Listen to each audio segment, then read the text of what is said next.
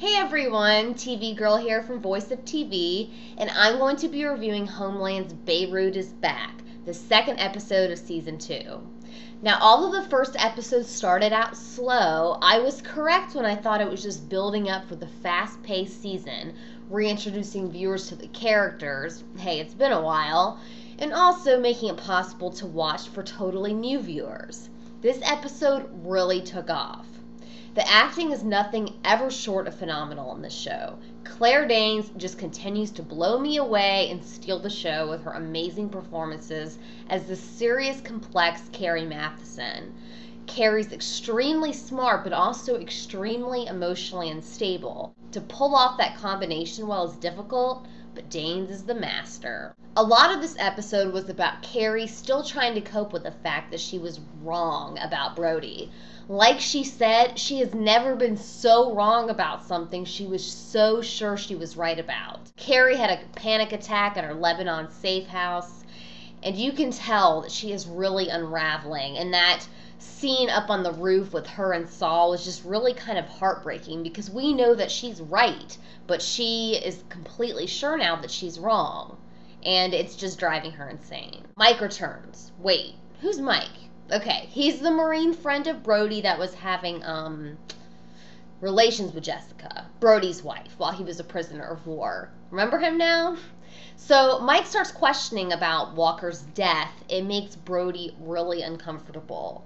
Damian Lewis is a great actor, and I love how he's so great at making his character look so uncomfortable all the time, and he's really uncomfortable with lying. He is so great at building tensions in scenes. I'm also thinking, listen, Brody, I know you want to put Walker behind you since you killed him, duh, but you need to act a little more sympathetic for the guy, because now you have all these Marine friends questioning you, and the last thing you need to do is raise suspicion. So just try to act a little like you care. I love the chemistry still between Saul and Carrie. Not a romantic one, ew, no. Just a really great friendship with Saul, being like the rock in her life. It's obvious they miss working together, but I like how Saul tries to make it clear to Carrie that it's just temporary. Because we can all see that hunger in Carrie's eyes. She really wants back in. I really love the scene where they get ready to see if Abu Nazir arrives. This was classic Homeland. The CIA guys being trapped and outnumbered in their little houses, just hoping they're not discovered, waiting and waiting, seeing if it's a trap.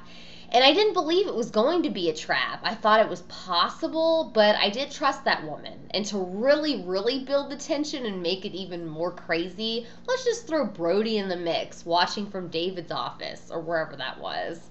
Warning Nazir. Now that was ballsy, Brody, and dangerous, because everyone realized that Nazir was warned, and how many people could have known exactly? Wow.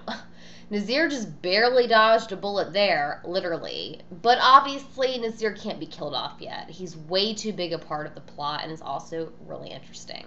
Now, Carrie was really brave to get evidence out of that room, but damn, girl, that was a little stupid. Really? Risk your life for that? But I guess at this point, Carrie is desperate and depressed and is lost in life. So in a way, she doesn't really have a whole lot to live for. And I also think that she kind of likes this excitement, not to mention she's good at it, and maybe it can help her get back into the CIA. Brody meets up with the Marines, and yeah, it turned out like I expected. And remember, I was already thinking about Brody needing to be more sympathetic to not cause suspicion, and one of the Marines, spoke my mind. Hey, a Marine is dead and your lack of care is unbecoming. That's what he said. And of course, Brody tries to deflect everything by saying that Walker was just a snitch who gave everyone up, but they're not all that convinced. Like one of them said regarding the missed shots, Walker may have lost his mind, but he didn't lose his aim. And that ending, wow. Need I say more? I think I said, finally, actually, when I saw that. And it's perfect that Saul is the one to get his hands on it first. And now he knows that Carrie was right and that she's not crazy. It was kind of a cheap ending to end in the middle of the video, not at the end of it, but in the middle. Didn't make me too happy, but it's still really exciting and can't wait to see more. So obviously a great episode, classic Homeland, like I said. A lot more interesting and action-packed than last week, but that that was expected, like I said. Props to the excellent writers for bringing it into high gear. As far as unanswered questions go, number 1, is Carrie going to get back her job in the CIA with this amazing job she did in the Middle East? I'm thinking no, because she's still not technically fit for her job, but she definitely wants it. I think she needs it too. She thrives on that job. And of course, how deep is the investigation going to go about who warned Nazir? It doesn't matter now with Saul having that video of Brody. That's way more damning than anything else. Not to mention, what's he going to do with it?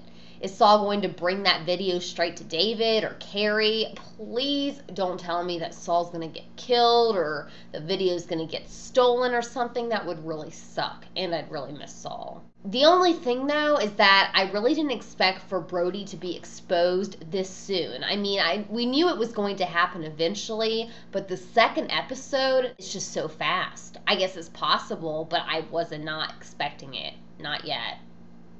Well, now, the fact that Brody has been outed as a terrorist to someone in the CIA obviously overshadows concerns of practically everything else on our mind at the moment.